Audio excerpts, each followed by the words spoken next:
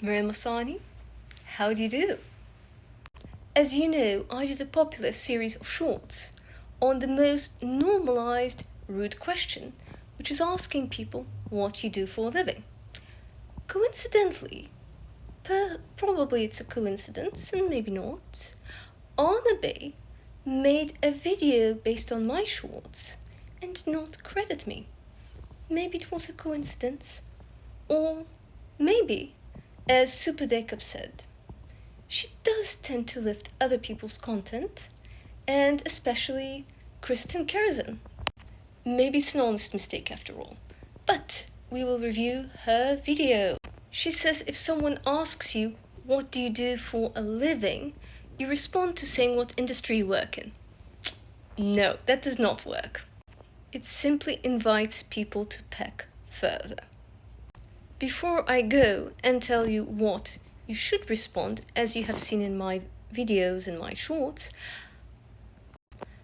I could not resist but give some color consultant advice, as I'm a certified image consultant and couturier.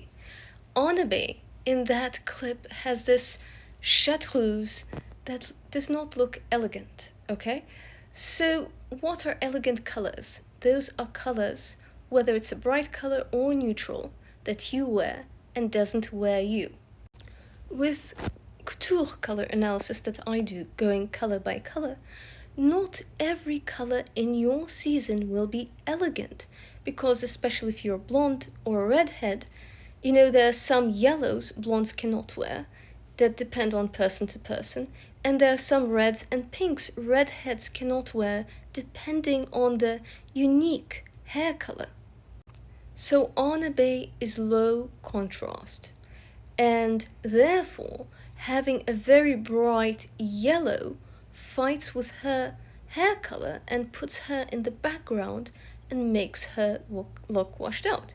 So that's what elite will think is a bit of a vulgar color. Does it mean she should wear beige? No, she could wear gray, she could wear blue, right? Blue actually complements her coloring and brings her out. If you're a redhead, I would highly recommend a couture image consultant, one who is specialized in going detail by detail, if you are to wear a red or pink, because there are certain shades that will simply make you the background and them the foreground. You want to be the star of the show and not the background. So at one point I had an outfit. I was going shopping in Montreal, and it was head to toe monochrome red, which suits me with my Mediterranean look. However, on a blonde it looks really vulgar, and Anna Bey had a bright red ski suit shortly after my successful video. Was it copying? I don't know, but I do advise wear the color not that's popular or trendy, but the one that suits you, looks the most classy. Another tip I give is colorscapes. So I'm a mix, half Arab, half Russian. I do have some African heritage. So, however, I don't look like any of that. I look Mediterranean. I love the sea a lot. I've been mistaken for Italian. So I have an Amalfi Coast Sicilian aesthetic, because people from there do mistake me from being there until I start talking and they realize I'm not from there. Anna Bey is wearing a Thai orchid yellow shirt. So if you're Thai, that color might be flattering on you, right? But it does not occur in nature in Sweden, where Anna Bey's look is from. However, colors that are naturally occurring in Sweden would likely flatter her. Not every naturally occurring color in Sweden would flatter her, but if there is a color that would not naturally occur in Sweden, it might likely not suit her. What is elegant isn't color or beige, but wearing what suits you. The same with clothing. Clothing that's tailored towards your body looks much better than something you got from the discount bin that doesn't suit you, but you got because it has a brand name on it. Luxury is custom. See, this yellow is in my season, it suits me, and as a brunette, I can afford to wear it. Also, if you have black hair or are a brunette, you can afford to wear any shade of black or brown because they're neutral colors and they don't fight. Back to the video on etiquette mistakes, asking people what you do for a living and how to respond. So if you see my videos below, you'll know why it's wrong to say this, and you will know how to respond. But let's go through Anna Bey's response. Anna Bey says, when someone asks you, what do you do for a living, that the best response is to say what industry you're in. That doesn't work at all. They'll keep on pecking. By saying this, you're auditioning for them, you're falling for the bait of these seagulls, and they'll keep on hounding, investigating, and pecking, and then, mistreating you because of it. So we call this seagulls in Russia. So the people who, if they think you're of higher status, try to take advantage of you and mooch off of you. If you're the same status, they ignore you. If you're less status, they try to put you down. So you just want to avoid people who are too intrusive. Sadly, being intrusive is a norm, right? It's one of the toxic norms of our society. In some societies, there are toxic social norms like genocide, like in Germany, the Third Reich. I'm bringing an extreme example.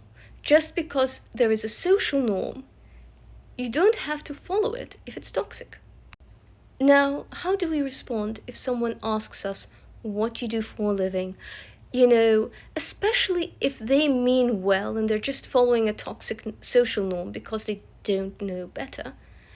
And how do we stop an intrusive person digging into our life so that they can mistreat us? Anna Bey is right. I have one of those professions like a doctor. I say I'm an image consultant, and people hound me for free advice. I don't like doing that. When I say I'm a housewife, I'm cute. People ask me, oh, do you have kids? I say no. They, ooh, what does your husband do for a living? Who am I? And then they may forget their credit card and so on and so forth. I don't want to engage in that. So I say either, how do you know the host? Or, what do you do for fun? And then if they say, no, really, what do you do for a living? I say, no, really, what do you do for fun? I answer a question with a question. If they do it a third time, I answer, I do not give my personal information to strangers just because they demand it. Now really, let's talk about something fun we can both enjoy. So, what drives you and what do you find fun? If they insist further, I walk away. A lot of 50-50 men will ask women, what do you do for a living? I have a short on it, and it goes in detail. But the first thing you say is, oh, I find it intrusive to give my personal information to strangers just because they demand it. If I get to know you and I feel comfortable, then I will share this on my own time. I don't owe strangers my personal information. If he says, but no, I'm going to marry you and I need to know what my future wife, say, oh, you're proposing. Oh, goodness. That's a little early, isn't it? Well, let me give you my father's information and we'll see from there, and we can go to Tiffany or Cartier and find a suitable ring. If that Dusty keeps asking, well, send him $100,000 ring and say, once you buy this ring, I will give you my personal information. And until then, how would I know that you're serious about marrying me?